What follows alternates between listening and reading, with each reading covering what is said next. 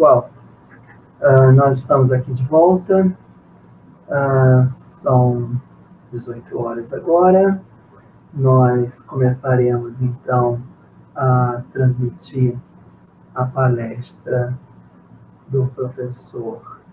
Deixa eu colocar aqui, share screen. Share screen. Here. No. Here. Share screen.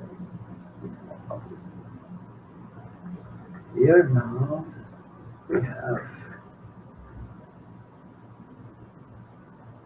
Já está compartilhando? Não, ainda não, né? Agora sim. Boa tarde a todos que nos acompanham aqui no canal do Sesmol. Nós tivemos uma palestra muito interessante da professora Craca sobre o método UVA. E agora nós vamos então passar a palavra ao professor Rogério Custódio.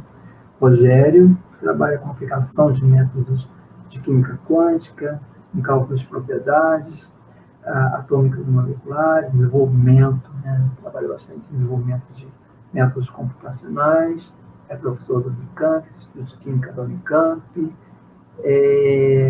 conhecido em todo o Brasil, fora do Brasil, é um dos nossos grandes pesquisadores da química teórica. Aí o temos. Rogério, seja bem-vindo. Que alegria. Nós aqui temos bastante alegria em tê-lo aqui. Nossa, eu estou muito satisfeito. Eu falei, eu estou olhando aqui do lado, que eu já estou me preparando para qualquer blackout. Não vai ter jeito de eu não falar. Até o radinho a pilha você colocou do lado. Tá aqui. É um prazer enorme estar aqui. Nossa, eu falei, quando eu recebi o convite, eu falei, bom, é o João, a Érica, o Polite e o Gargano. Deve ter alguma coisa errada. Acho que me chamaram por engano. Então, eu vou fazer o seguinte, eu vou aceitar rápido, porque eles vão ficar com dificuldade de dizer que houve um engano. Mas eu fiquei muito contente, estou muito feliz de estar aqui e poder conversar com vocês, né? Nós é que ficamos honrados. Essa questão do isolamento é complicada, né? Porque, eu falei, a gente só se vê pela rede.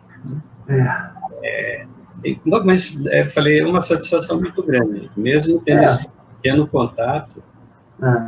E eu me recordo do último CIDMOL que eu participei. Eu fiquei muito feliz de estar aí conversando com os alunos. E a apresentação que eu fiz pensando nos alunos. Uma parte pensando nos alunos de graduação, depois pós-graduação, e depois você solta a ladeira abaixo, né, e vê o que acontece. Mas muito legal. Bom, a palavra é toda sua. Então, deixa eu me conectar aqui. Deixa eu começar, deixa eu ver se está tudo certinho.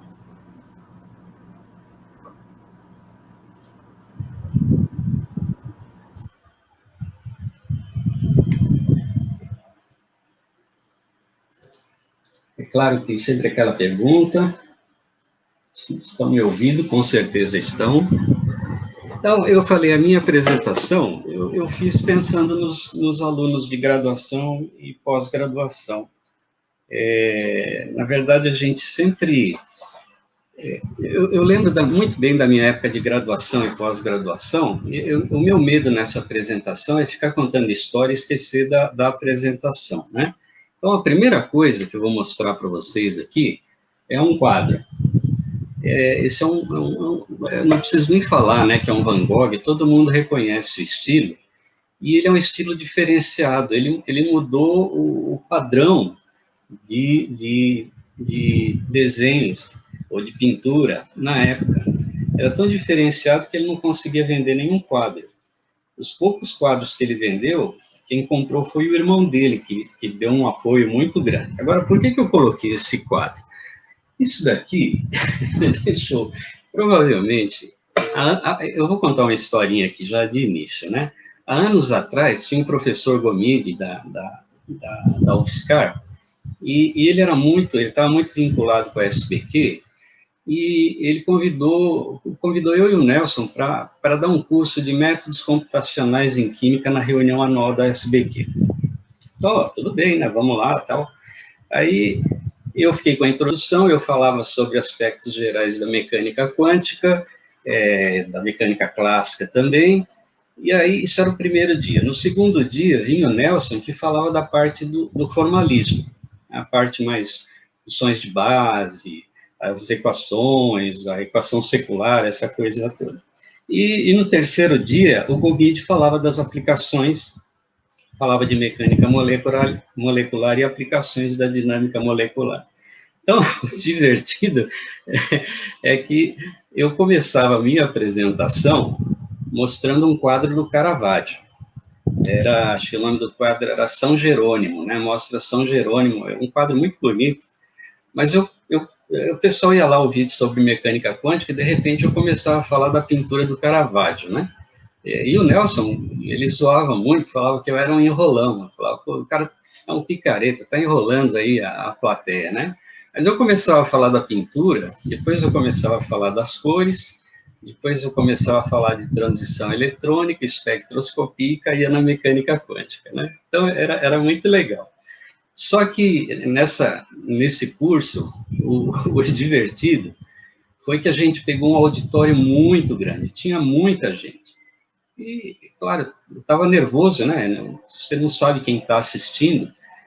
E, claro, você tem amigos nessa hora para te dar aquele apoio. O Gomide, quando viu aquela sala lotada, ele ficou tão animado que ele chegou para mim e ele falou, se não tiver ninguém no terceiro dia, a culpa é sua. Foram as primeiras palavras dele. E o Nelson, para me tranquilizar, a plateia estava cheia, né? Tinha um senhor já com uma certa idade, barba branca, cabelinho branco, né? Ele lembrava assim, lembrava o Dira aqui de longe, assim, né? Mas tinha barba e tal. Aí o Nelson chega para mim e falou, aquele cara ali, ele é físico nuclear e manja mecânica quântica pra caramba. Então, foram as duas palavras de incentivo que eu tive no meu primeiro momento. É claro, você começa nervoso, né? Na época eu estava muito nervoso, e 5 minutos depois já tinha esquecido que da plateia já estava falando da mecânica quântica, essa coisa toda, e foi muito divertido. E eu lembrei da fala do Nelson, por isso eu coloquei esse quadro aqui do Van Gogh, só para encher o saco dele, e eu fiquei feliz de ser praticamente um dos últimos, porque se ninguém vier amanhã, a culpa foi minha, mas está tudo certo aqui, vamos tentar começar alguma coisa. Uma das coisas que me chamou a atenção, eu assisti praticamente todas as palestras, tirando a questão técnica dos trabalhos, dos cálculos, a gente sempre ouve, é muito curioso, porque tem pessoas que falam de forma ou subliminar, ou falam ali de uma forma muito discreta algumas coisas. Quer ver? Essas aqui foram frases que eu coletei das palestras, né, que me chamaram muita atenção. O Alckmar, por exemplo, falava, né, ele estava mostrando os cálculos, né, os cálculos que ele fez, nível DFT, ele falava, olha, considerando que esses resultados estão certos, pô, é uma frase, assim, é bem sutil, mas para quem está acostumado, você sabe, ele não pode de forma ostensiva, afirmar que aqueles dados estão corretos, né?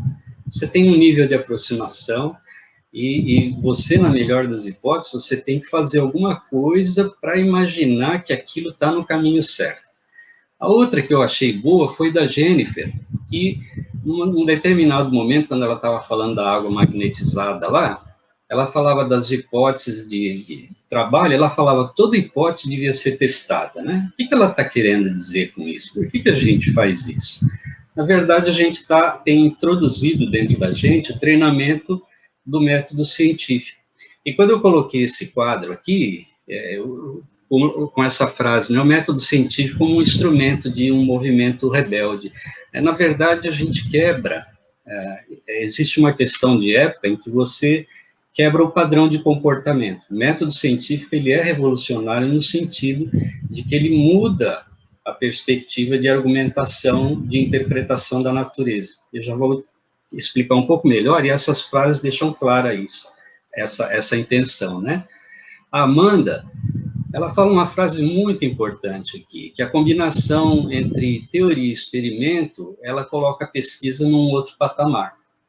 E é verdade, a gente se especializa normalmente em métodos teóricos, ou na parte teórica, ou na parte experimental. Dificilmente você tem o domínio das duas coisas, mas se você não tiver contato com o outro lado, você se perde. Você se perde e a união é a questão mais importante. E a Amanda ainda falou alguma coisa, que a pesquisa, ela de alguma forma, ela exige uma grande dedicação e paciência. Então, existe um senso imediatista hoje em dia, de que eu vejo muita gente nova achando que as ideias, que os resultados, você entra no laboratório, tem uma grande ideia, uma semana depois você já publicou na Nature, e na semana seguinte já está sendo indicado para o Prêmio Nobel. Não é assim, isso não existe. Ciência e pesquisa é uma questão de muita dedicação e realmente muita paciência. O Felipe, ele fala da importância das ferramentas. Quando ele comenta ali que o computador é a ferramenta mais importante na nossa área, ele mostrou o nível de complexidade que a gente chegou em termos de recursos para tentar obter ou produzir resultados em termos de métodos teóricos. Eu só acho que a gente deve tomar um certo cuidado no sentido de colocar a máquina acima da capacidade humana. Eu vou dar um exemplo prático. Imagina que você está trabalhando num laboratório que tem um recurso computacional enorme. Você termina o seu período, você vai para um outro lugar e você tem um laptop à sua disposição. O que você faz? Você para de trabalhar? Na verdade, você se adapta. E você, às vezes, consegue resultados mais criativos num laptop do que num supercomputador. No supercomputador, você vai poder despejar todo o potencial dos métodos que já existem. No laptop, você vai usar a sua criatividade. Então, o computador ele é uma ferramenta e ele induz você a um determinado tipo de comportamento.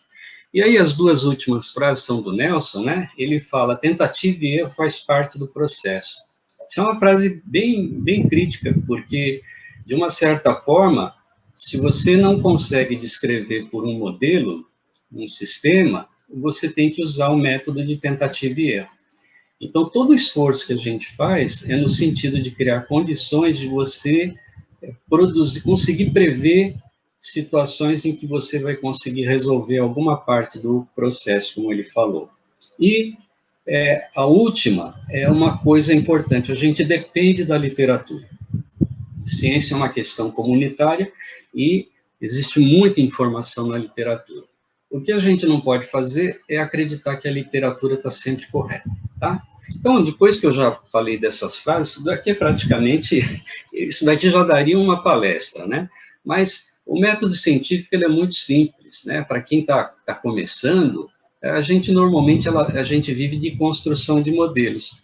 A gente obtém dados experimentais ou faz observações da natureza e tenta encontrar uma explicação, constrói um determinado modelo. Se for possível, ou de preferência, você tenta traduzir esse modelo numa linguagem matemática.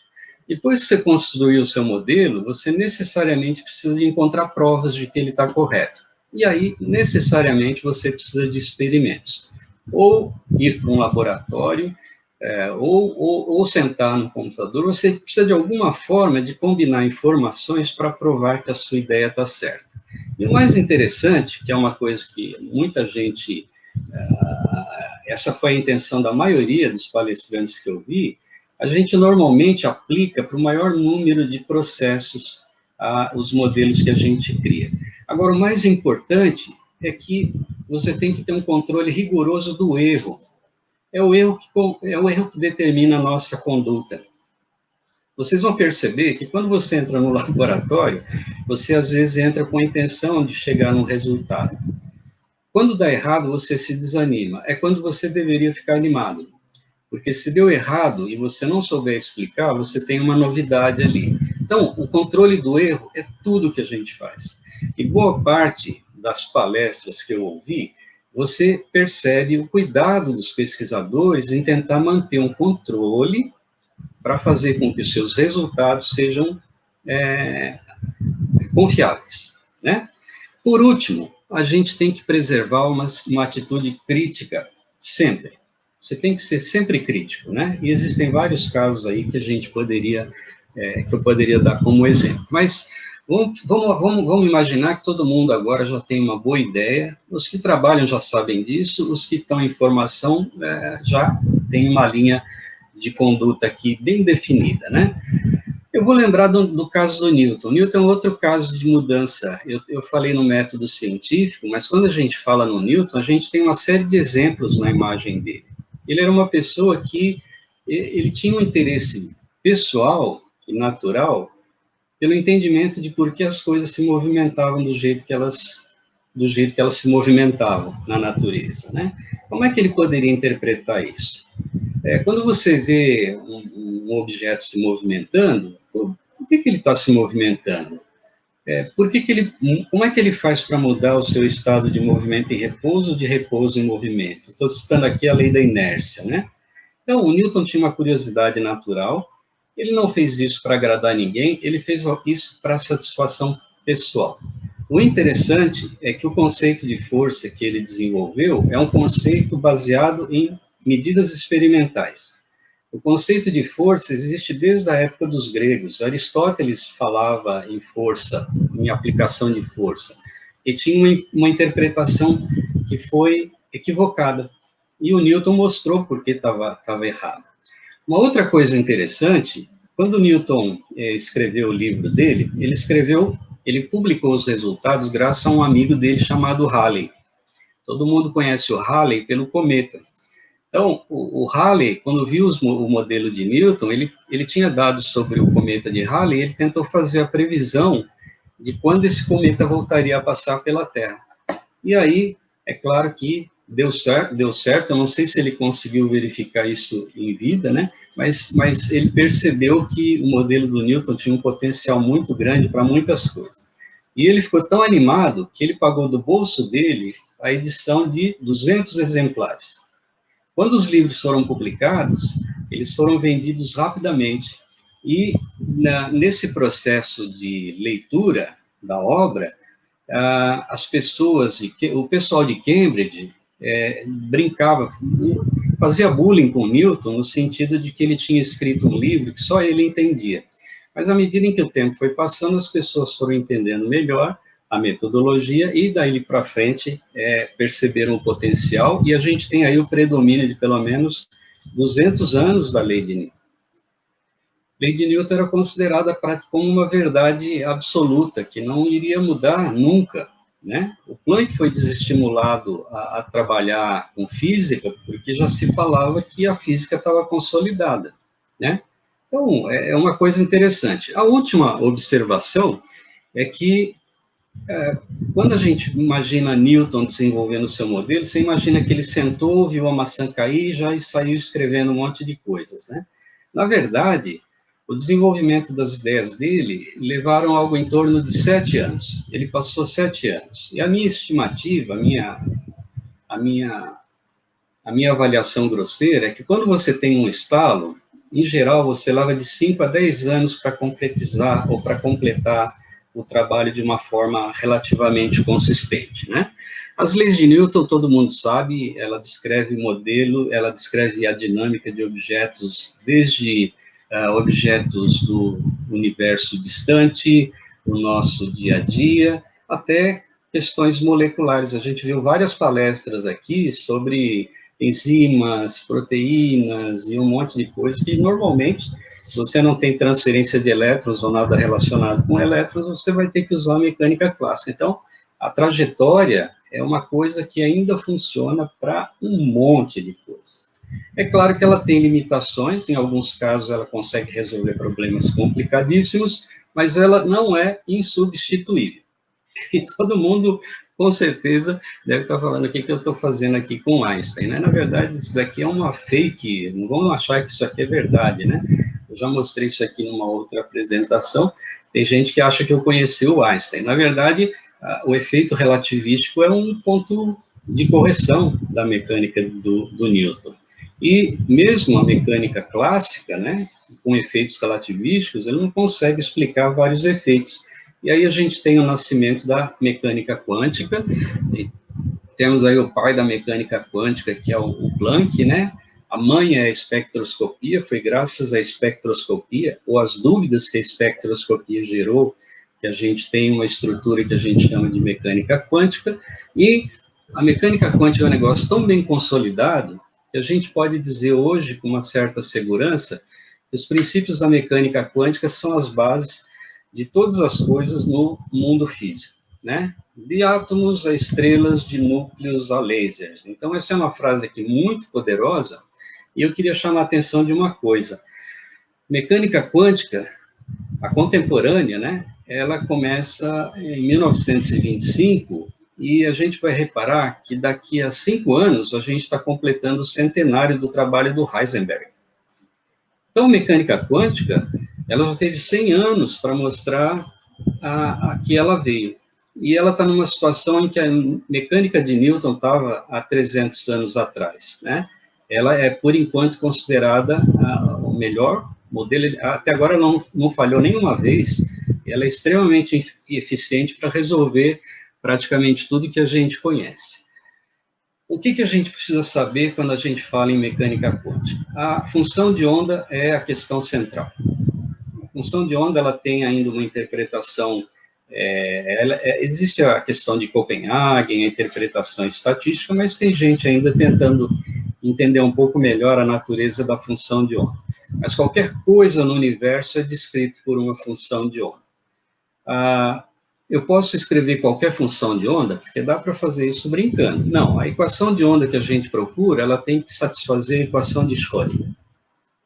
Essa daqui é a equação dependente do tempo, que a gente não usa com uma regularidade muito grande, a gente usa muito a equação de Schrödinger independente do tempo. 95% dos problemas a gente resolve não em um processo dinâmico, mas em um processo estacionário. Então, toda função que satisfizer essas duas equações, ela, de uma certa forma, ela é uma representação da natureza. Pode ser boa, pode ser ruim, mas ela é uma representação da natureza.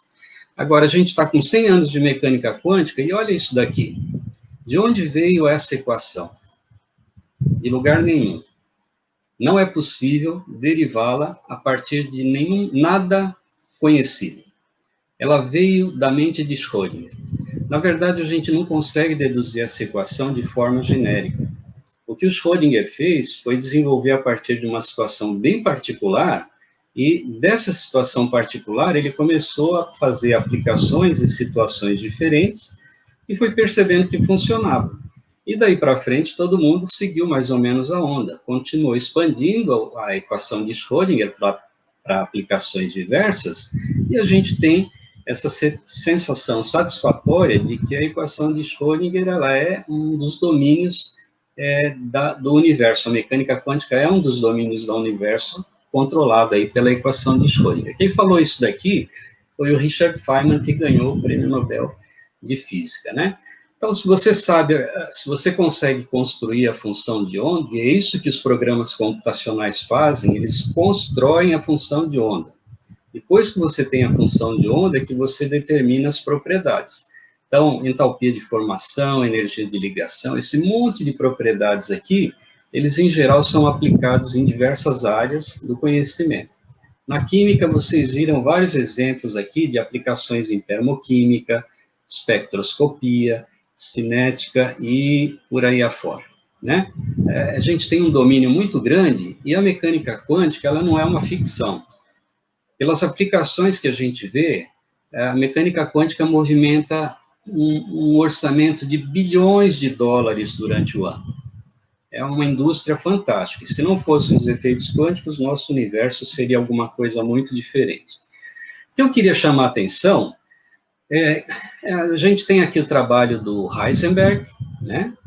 formulação da mecânica quântica em termos matriciais. No ano seguinte, em 1926, a gente tem a formulação do Schrödinger. Elas são equivalentes, quem provou isso foi o Dirac. Em 26, você tem aí artigos do Schrödinger para teoria de perturbação. Olha só, em 1927, a gente tem o protótipo da teoria do funcional de densidade. 27 tem um modelo da ligação de valência, do H2. A ligação de valência para os químicos é 50 anos mais velha do que a mecânica quântica. Então, a mecânica quântica, em 27, começa a tentar explicar como é que a ligação do H2 podia ser como é que ela podia ser constituída, né? A partir de um modelo que a gente gosta muito, que é o modelo de Lewis, aquela coisa toda. Hartree, em 1927, modelo de partículas independentes. O Mulliken, com a combinação linear de orbitais atômicos. 28, a teoria relativística do Dirac. O determinante de Slater, em 29. E interação de configuração, em 1929. Né? O Hiller-Oz desenvolvendo lá a combinação de vários determinantes.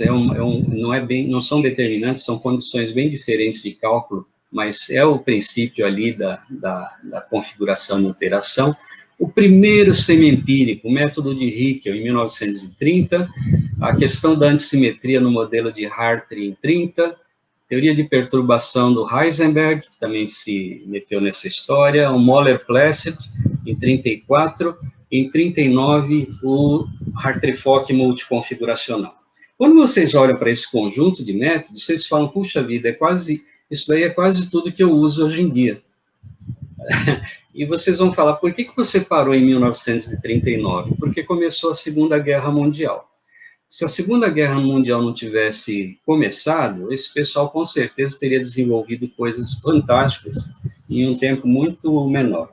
A mecânica quântica, ela começa a pegar fôlego por volta da década de 50, 60, quando os computadores começam a ter alguma popularidade no meio científico, né?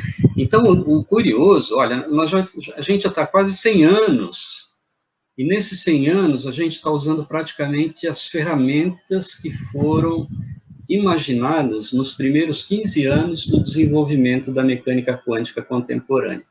Isso é inquietante. A gente, de uma certa forma, não fez nada de novo. A gente aperfeiçoou coisas que foram imaginadas ou criadas nessa época. Isso daqui é muito legal, né? Quando a gente fala em cálculo, né, agora vamos falar sobre trabalho, eu costumo dizer que eu trabalho com pesquisa de ponta. O pessoal está numa ponta, eu estou normalmente na outra, né? Quando você olha em cálculo, em geral, eu tenho uma questão muito importante. O que você precisa controlar para ter um cálculo perfeito? Esquecendo aí a aproximação de Born-Oppenheimer, a gente tem as questões das funções de base, a gente tem a questão da correlação eletrônica e a questão do efeito relativístico. Se você controlar essas três coisas, você tem um cálculo ótimo. Você representa rigorosamente a natureza de qualquer coisa. O problema é a impossibilidade de você completar, ou construir de maneira completa, ou controlar de maneira completa, essas três fontes de informação, né? Quando eu construí a minha carreira, eu pensei primeiro em tentar descobrir se havia uma maneira sistemática de você construir funções de base. Quando eu tivesse terminado de entender isso daqui, eu poderia pensar em correlação eletrônica, e depois de correlação eletrônica eu iria para relatividade, né? Eu acho que eu estou pisando agora na correlação eletrônica. Esse diagrama é muito conhecido, aqui falta uma coordenada envolvendo o efeito relativístico, que eu ainda não cheguei lá, mas esse diagrama ele é bem popular. A gente mostra aqui um crescente de bases, né? Eu peguei as bases de Dunning de propósito aqui, double zeta, triple zeta. Eu vou dizer que aqui a gente tem uma cardinalidade, o número 2 para double zeta, 3 para triple zeta e assim por diante. E tem os métodos de correlação. Os melhores resultados, a gente não sabe bem onde está, mas está mais ou menos nesse canto do nosso diagrama, né? Vamos então para um problema aplicado. É aqui que eu eu começo a falar do trabalho propriamente dito. Alguns anos atrás, um ex-aluno, ele me procurou pedindo uma maneira de calcular de forma rigorosa ou relativamente confiável a entalpia de formação. Isso foi há uns 15 anos atrás. Na época eu estava estudando Monte Carlo quântico, e quando ele me pediu isso, eu pensei em usar os métodos convencionais, né, de estrutura eletrônica. É claro que você vai procurar fazer cálculos num nível compatível com o seu recurso computacional. E eu comecei a colocar as moléculas que ele tinha necessidade de saber alguma informação, e o computador não dava certo, né? Se eu pegasse, por exemplo, a síntese da amônia aqui, eu tinha problema, dependendo se eu colocasse um nível muito alto, o computador abria o bico, né? Eu percebi que na literatura havia o esquema de você tentar, de uma certa forma, desmembrar a equação principal usando a lei de Hess. Esse método aqui é mais eficiente, né? Você tem, na primeira equação, uma energia de atomização, ao contrário, né? A atomização é da direita para a esquerda. Depois você tem aqui a atomização dos elementos no seu estado mais estável, nas condições de temperatura e pressão que você está trabalhando. Esses dois dados aqui, todos esses dados, quando eu vou fazer o cálculo, eu preciso fazer o cálculo do produto e do reagente e somar as energias dessas, no caso aqui, 3 equações. E o resultado, em geral, é melhor do que calculando diretamente, se eu estou usando métodos aproximados. O que a gente faz? A gente calcula a energia eletrônica, né? Inclui aí a energia do ponto zero, com isso eu tenho a energia interna a 0 Kelvin. Depois eu acrescento os efeitos térmicos, vibração, rotação e translação, e eu preciso converter isso em entalpia, porque eu estou procurando a entalpia de formação. Entalpia de formação, energia interna mais PV. Mas, como é muito ruim trabalhar com PV, eu vou transformar isso em RT, usando a equação dos gases ideais. E para calcular a entalpia, a variação de entalpia de cada uma dessas reações aqui, eu vou usar a famosa regra de entalpia dos produtos menos entalpia dos reagentes. Ótimo, é isso daqui que você faz. A primeira opção não é muito boa, a segunda opção dá resultados melhores, mas, em geral, é uma propriedade ruim de calcular. Ela dá muito trabalho, os erros são muito grandes. Dependendo do nível de cálculo que você faz, o erro é grande. E eu percebi isso por causa desse colega que me procurou, desse amigo que me procurou. Para piorar um pouco mais a situação, no primeiro caso da amônia, ainda consigo calcular todos os elementos. No segundo caso, se você pegar a molécula de amônia, você tem um problema adicional, que é o carbono. Como é que você representa carbono sólido ou carbono grafite a 298 Kelvin e 1 atm ou 1 bar de pressão? Não dá. Você tem uma dificuldade técnica aí para conseguir esse valor. Se você usar a lei de Hess, você pode pegar esse resultado do carbono de dado experimental. A atomização do elemento no estado padrão, ele pode ser obtido de dado experimental.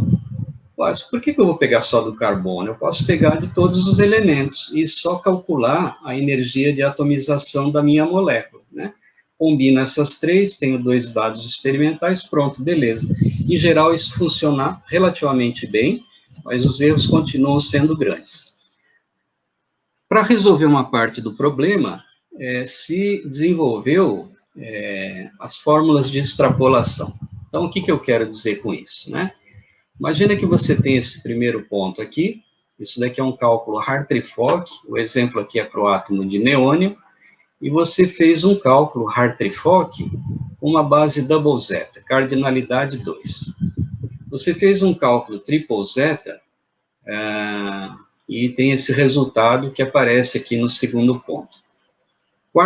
Quádrupla zeta, terceiro ponto, e assim sucessivamente. Cardinalidade 4, quíntupla zeta, cardinalidade 5, e assim sucessivamente. Você pode pegar esse resultado e ajustar uma curva, fazer uma análise aí de mínimos quadrados e ajustar uma curva. E pelo comportamento dela, parece que ela tem um comportamento exponencial, e você pode construir essa curva, e o interessante é que o coeficiente linear aqui, ele de uma certa forma seria o resultado da base completa. Você tem um resultado com a melhor base que você poderia construir, que provavelmente você não ia conseguir calcular. Então, se eu tiro esse valor do ECBS, eu tenho um resultado ótimo.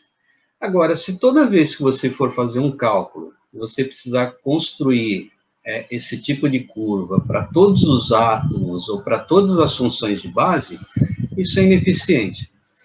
O ideal seria que você combinasse dois resultados, é mais ou menos isso, né?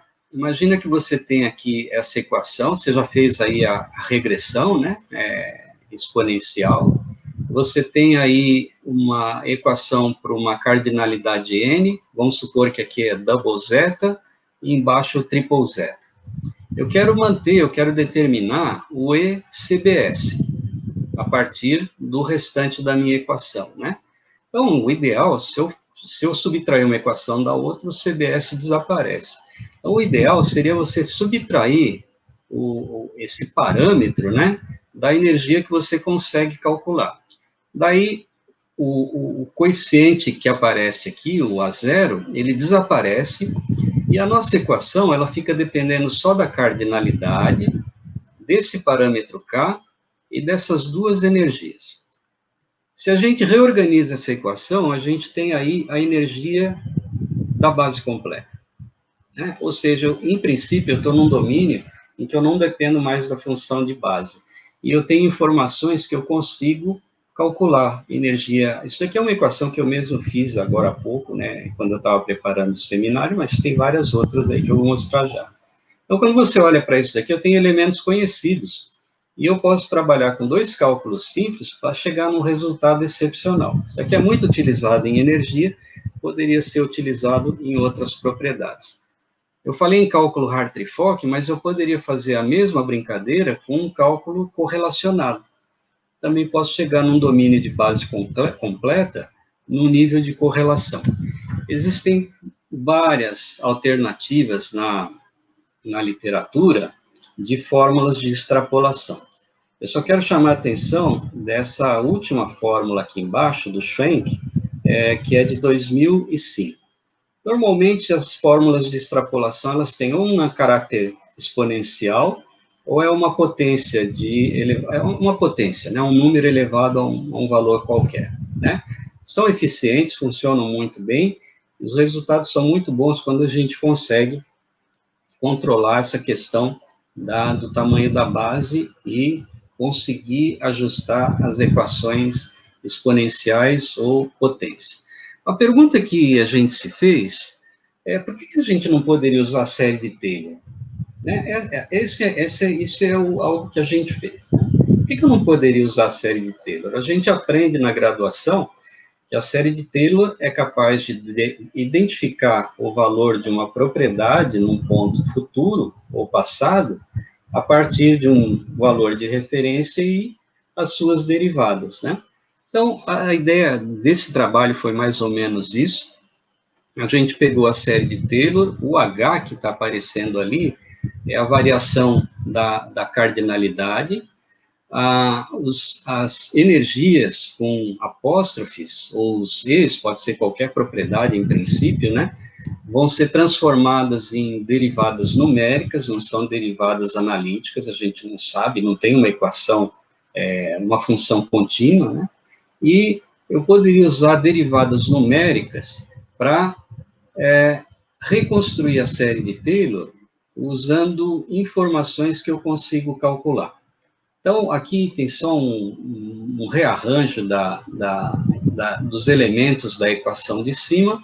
Eu tenho aqui embaixo uma equação que substituiu as derivadas por as derivadas da série de Taylor por derivadas numéricas, tá? Então, se vocês pegarem lá um livro de cálculo numérico, você vai ver que dá para representar a derivada primeira desse jeito aqui, o segundo termo à direita, né? O terceiro termo é a segunda derivada, a derivada segunda, o quarto termo é a derivada terceira, e assim sucessivamente. Então, o NI aqui pode ser uma base double zeta, o NI menos 1 pode ser uma base triple zeta. O NI aqui é double zeta, NI menos 1 double zeta, NI menos 2 é uma triple zeta, e assim sucessivamente. A série de Taylor, ela não é uma aproximação, ela é uma equação exata, ela define um resultado exato. Ela passa a ser aproximada quando você trunca ela, a gente não consegue fazer o somatório até infinito. Se você reorganizar essa equação, você chega em algo parecido com isso, que é muito bonitinho, mas não dá um resultado muito bom. Então, começa a ser um pouco frustrante, e aí que vale a pena você ter a persistência, que foi comentado pela Amanda, né? A persistência. Por que não dá tão bom essa equação, se ela é tão bonitinha? Porque a gente fez uma aproximação, quando escreveu essa equação, de considerar que aquele H era dividido pelo denominador da derivada, era igual a 1. Então, vamos multiplicar esses termos aí por uma constante que pode ser ajustada de alguma forma, né? A gente pode transformar essa equação de cima nessa equação de baixo. Quem fez esse trabalho foi o Guilherme Quinini, ele teve um trabalho danado para chegar nessa equação, e aí foram feitas várias aplicações e comparações com os cálculos convencionais, né? Aqui eu peguei 4 funcionais, nós pegamos 4 funcionais. Isso daqui é o erro médio de com uma centena acho que nesse caso aqui são 40 moléculas, a gente faz na segunda parte para algumas centenas de moléculas, né? Esses erros aqui estão relacionados com a entalpia de formação. Então, se você pegar o B3-LIP com o cálculo CC-PVDZ e pegar essas 40 moléculas do trabalho que está embaixo, você tem um erro médio de 14,5 quilocalorias por mol, que é um erro absurdamente grande, né? Um erro bom é abaixo de 2 quilocalorias por mol. Pega o BMK, você tem um erro grande no double zeta e assim sucessivamente. São todos péssimos aí, o cálculo direto do funcional com o double zeta. À medida em que você vai aumentando o tamanho da base, vai melhorando a coisa. E vocês vão reparar que o B2-PLIP ali deu uma sorte danada de chegar num erro próximo de 2. Já está num domínio muito bom, um domínio bastante razoável. Se vocês usassem as fórmulas de extrapolação que eu mostrei ali, aqui tem 4 tipos, não vale a pena mencionar cada uma delas, mas vocês vão reparar que o B2-PLIP ele funciona relativamente bem, e se você pega o B3-LIP, os erros são horríveis, né?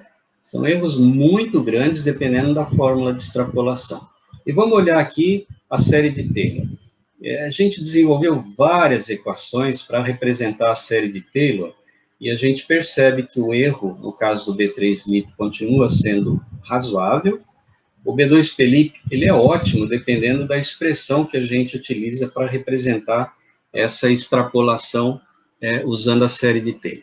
Então, a série de Taylor funciona, e a gente provocativamente fez o teste com teoria do funcional de densidade, porque ninguém usa método de extrapolação, quase ninguém usa método de extrapolação com DFT. Em geral, se faz isso com cálculos ab initio, né? Quando a gente...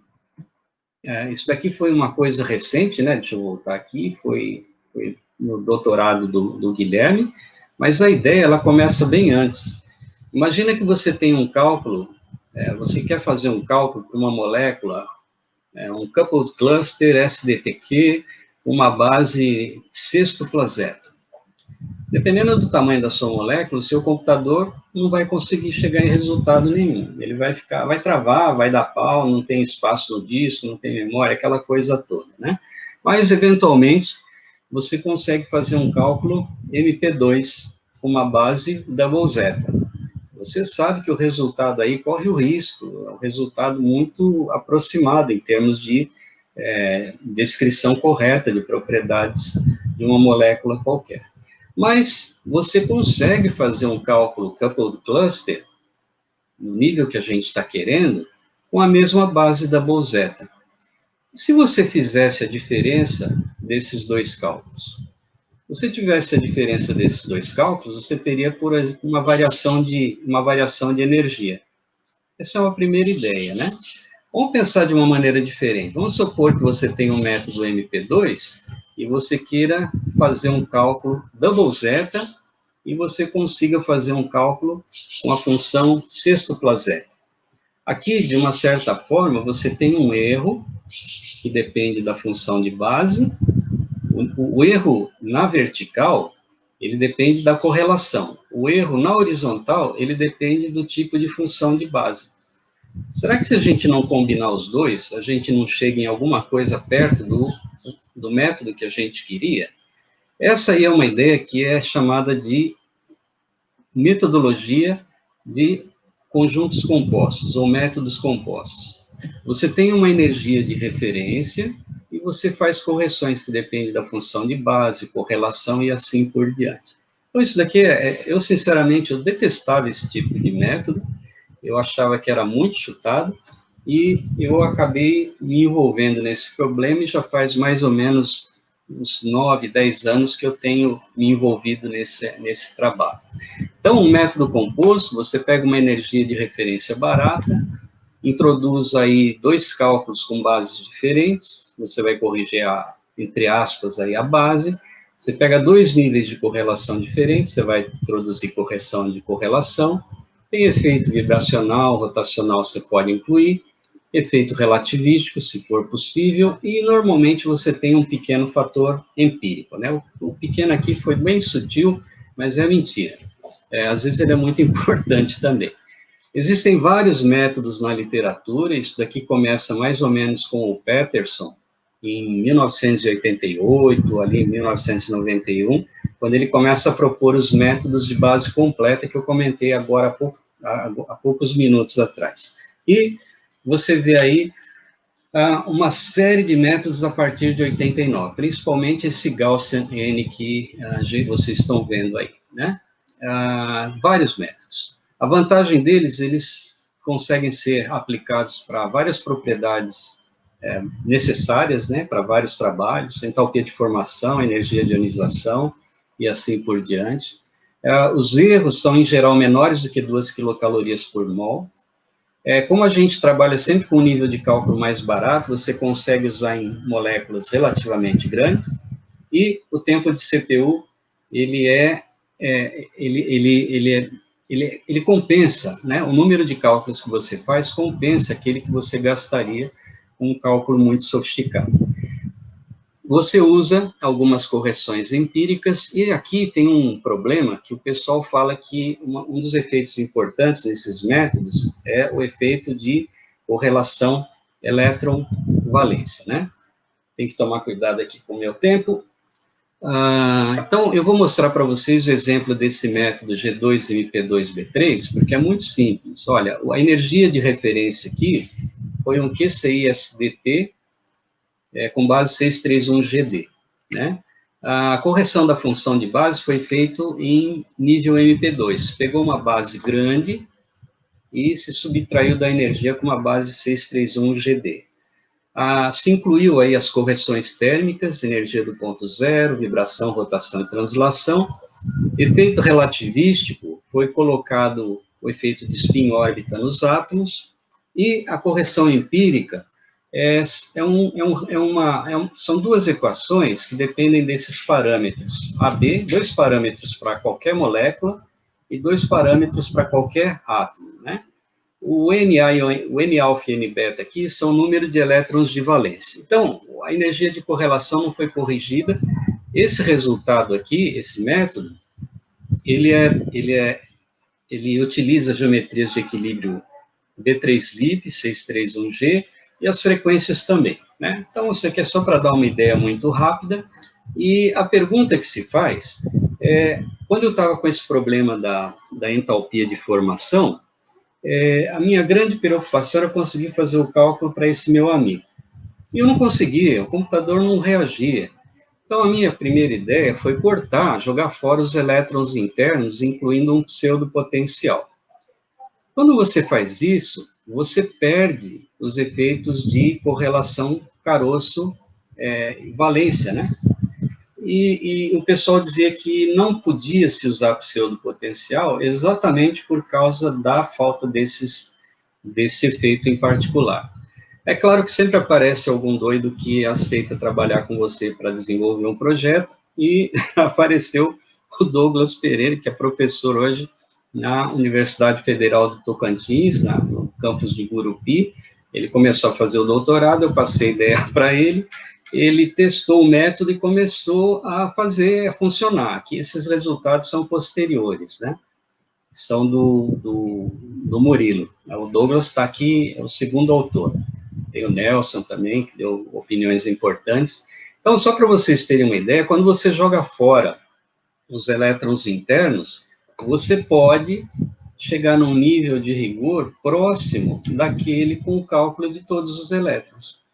E quando se falou, eu peguei a receita da literatura, a literatura jurava que você não conseguia fazer isso. A gente teve um trabalho danado para publicar o primeiro trabalho, e o segundo, e o terceiro, e o quarto. Foi muito difícil. Eu falava, os nossos trabalhos eram enviados para Nature, porque o referi, ele jogava no mato, eles falavam, isso daqui é impossível. Mas a gente mostrava que os resultados eram bons, né? Então não tinha jeito de dizer que não funcionava. Esse é um caso em que você tem que tomar cuidado com a literatura e que você tem que brigar com os referis para convencer de que o seu trabalho funciona. Só para vocês terem uma ideia, aqui a gente tem um conjunto de métodos, né? Métodos compostos, são diferentes métodos compostos. Isso daqui é o erro médio desses métodos compostos, a segunda coluna, para um conjunto de 446 dados experimentais. Aí tem entalpia de formação, energia de ionização e assim por diante. E na quarta coluna, você tem o mesmo erro para os métodos incluindo pseudopotencial. Funciona, é uma realidade. O legal dessa história é que eles funcionam muito bem para energia de ionização, afinidade eletrônica e afinidade protônica. E eles são sensíveis para a entalpia de formação. O Douglas, ele sofreu muito para descobrir o que precisava ser feito para conseguir controlar os erros das entalpias de formação. E a gente deu sequência nesse trabalho exatamente porque a gente não começou pelas entalpias de formação. A gente suspeita que o pessoal, a comunidade científica, que tentou usar calcular entalpia de formação com método composto e pseudopotencial, deve ter percebido que os resultados originalmente eram muito ruins. O problema é que a gente começou pela linha de energia de ionização, afinidade eletrônica, afinidade protônica, e os resultados eram excelentes. Como os resultados eram bons para essas propriedades, aí aparece o orientador. Eu falei, Douglas, se isso funciona para aquelas propriedades, tem que funcionar para essa também. Você tem que dar um jeito de fazer isso funcionar. E foi muito legal que a gente aprendeu muita coisa nesse processo. A gente percebeu que as funções de base precisavam sofrer algum tipo de adaptação. O tempo de CPU caía de 5% a 70%. Você economizava um tempo de CPU absurdo, principalmente para moléculas mais pesadas. A gente não tinha efeito de correlação caroço-valência, e isso, de alguma forma, devia ter sido compensado pelos ajustes que a gente acabou fazendo nas funções de base, ou nos ajustes empíricos que a gente colocava, incluindo aí o número de elétrons, né? Eu só acho que meu tempo está terminando, eu vou só mencionar aqui, só para dar uma ideia, que a gente não sabia por que os métodos compostos funcionavam. Então, a ideia da série de Taylor, ela caminhou mais ou menos nesse sentido, né? A gente falou, os métodos compostos funcionam porque deve ter uma estrutura matemática por trás que deve permitir uma sistematização de como você constrói esses métodos. Eles eram construídos de forma chutada mesmo. Todo método empírico tem lá correção de base, correlação, mas você não sabe por que os autores fizeram daquele jeito. Você incluir a série de Taylor, você tem uma maneira sistemática, e você precisa controlar, por exemplo, o número de variáveis. Dá medo, né? Quando você olha para a série de Taylor, incluindo N variáveis, ou K variáveis, como a gente tem aqui, dá medo. Porque eu tenho derivadas aí de todas as ordens. e aí a gente precisa truncar e ver se funciona. Então, só para concluir, eu vou ter que pular um pedaço aqui, porque eu me entusiasmei com o começo. Uma derivada, ela vai ser substituída por esse EIJK, aqui com 3 parâmetros, né? Se eu estivesse trabalhando com 2 parâmetros, essa equação aqui em cima seria a energia de referência, o segundo termo, a energia, a derivada da energia do primeiro parâmetro, que pode ser a função de base, por exemplo, a derivada da energia do segundo parâmetro, pode ser a correlação eletrônica, e na série de Taylor você tem um termo cruzado, incluindo a função de base e a correlação, os 2 parâmetros. Isso normalmente não aparece nos métodos compostos, né?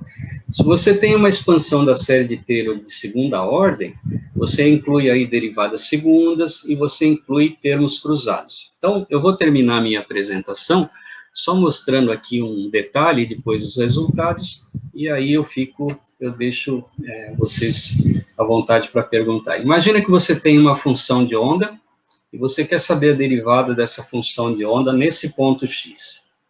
Como você está fazendo isso daqui numericamente, você precisa de um espaçamento ΔX e você precisa do valor da função de onda naquele outro ponto. Se você tivesse esses 2 valores da função de onda, você consegue fazer uma aproximação da derivada, que eu vou dizer que é uma derivada à direita, né? Mas você poderia fazer o cálculo à esquerda também. E eu posso combinar essas 2 derivadas para calcular uma derivada segunda num ponto médio. Então, eu posso fazer cálculo de derivada à direita, cálculo de derivada à esquerda e cálculo de derivada no ponto central. Eu tenho várias alternativas. É por isso que a gente teve um trabalho danado, que eu poderia começar de qualquer lugar para fazer um cálculo de uma derivada. Vamos ver aqui, ó. Aqui eu tenho derivada à direita, derivada à esquerda, e logo na parte inferior, eu tenho aí o efeito da energia, ou o efeito dos termos da série de Taylor, na entalpia média, na entalpia de formação, em relação a dados experimentais. Então, dependendo do tipo de derivada, se é à direita ou à esquerda, repare que a distribuição de erros muda completamente, né? Vamos aumentar um termo aqui, colocar um termo de primeira ordem. A derivada que eu tenho aqui à minha direita, na figura à direita, vocês reparem que o erro diminuiu muito. Então, ela parece que é muito adequada em relação à figura da esquerda. Eu vou incluir agora termos cruzados. O erro, olha, diminuiu em relação aos 2 tipos de derivada numérica. Vamos aumentar a nossa série. Quando você aumenta para derivada segunda, ou segunda ordem, os 2 resultados já são muito parecidos. E se você acrescenta mais termos, as 2 distribuições não fazem diferença nenhuma. Tanto faz você usar a derivada direita, quanto a esquerda, quanto o ponto médio, você chega num resultado fantástico. Então, basicamente, isso daqui levou a gente, isso daqui é um exemplo, né? A gente pegou o método CBS-QB3, que ele é bem popular, né? Está no Gauss, está em outros programas aí. Usou a ideia da série de Taylor, baseada no método CBS-QB3, excluímos os parâmetros empíricos, deixando só algum ajuste baseado na série de Taylor, e o erro médio de 123 cálculos caiu de 1,50, que é razoável, para 0,82, que é fantástico, né? Então, isso daqui é muito legal e mostra, de uma certa forma, uma coisa extremamente legal, no sentido de você poder construir o seu próprio método composto. Então, eu queria agradecer a oportunidade de estar aqui conversando com vocês, mostrando um pouco de filosofia de ciência, um pouco dessas coisas que a gente anda fazendo. Esse daqui é o pessoal que carrega o piano, né? Esse é o pessoal que, em geral, sofre, porque eu passo as ideias, eles têm que dar conta de resolver alguns problemas. Então, o Felipe, o Gabriel, olha, tem 3 Pedros aqui embaixo, tem 2 Guilhermes, um deles terminou agora há pouco, né? Então, agradeço aí a FAPESP, FAPEX, da Unicamp, CAPES, o professor Munir, como o Nelson falou, tem dado um apoio enorme com o seu CEPID, que ele coordena e tem um conjunto de facilidades que a gente realmente utiliza, e se não fosse isso, a nossa vida seria muito mais complicada. Então, eu paro por aqui, meu e-mail está à disposição, se vocês quiserem discutir, conversar, fora de horário ou qualquer curiosidade, é só entrar em contato que eu vou ter muito prazer de conversar com vocês. Então, com isso, João, obrigado, desculpa pelo tempo aí. Rogério. Mas nós já estávamos preparados, Rogério. Eu ia falar umas 2h30 só. Então estamos bem, estamos bem. Rogério, tem várias manifestações aqui, não vai dar tempo realmente, né? Deixa eu ver. Rogério, deixa eu ver aqui a última. Eu tô em casa aqui, vocês não sabem, mas tem um gato deitado aqui do lado. Para mim é um prazer receber vocês em casa. Tem um gato deitado aqui, ele não é o gato de Schrödinger, mas é o meu melhor aluno. Acho que ele sabe mais mecânica quântica que eu. E foi ele que ligou o som do lado aqui. Desculpa, João. Tá certo. Eu vou pegar aqui a última pergunta aqui, que é do Atawata. Rogério, onde está o gargalo no tempo? No método de referência, no trancamento ou no método computacional para resolver as integrais? Na verdade, não existe... O difícil mesmo você precisa de fazer alguns ajustes, tá? Se você pegar a série de Taylor, para uma variável usando extrapolação, ou a série com mais de uma... O problema é você saber onde você pode cortar a série, né? E você precisa ter um conjunto de treinamento para ajustar alguns poucos parâmetros que estão baseados na série de Taylor. Isso é o que dá dor de cabeça. Mas, em princípio, você tem aí uma maneira sistemática de você poder modelar o seu próprio método composto, né? Então, eu diria que é no tratamento da série. Esse seria... Eu tinha combinado com o Alpa que ia fazer umas perguntas complicadas. Você combinou com ele? Combinei, e eu ia responder mais complicado ainda, e ele ia dizer que era óbvio. Então, tá tudo certo. Mas tem um adendo à pergunta dele ali. Você vai ficar daqui para a noite inteira respondendo as perguntas, são muitas manifestações. Você vai ver ali no YouTube, são muitas manifestações, como não poderia deixar de ser. Tá? Realmente muito... O Rogério é bastante querido na química teórica, aqui no Brasil inteiro. Realmente está de parabéns, Rogério. Obrigado. Agora se salve ali no YouTube, tá? Se salve ali no chat. Vou passar para lá. Tá, já. Muito obrigado, Rogério. Obrigado.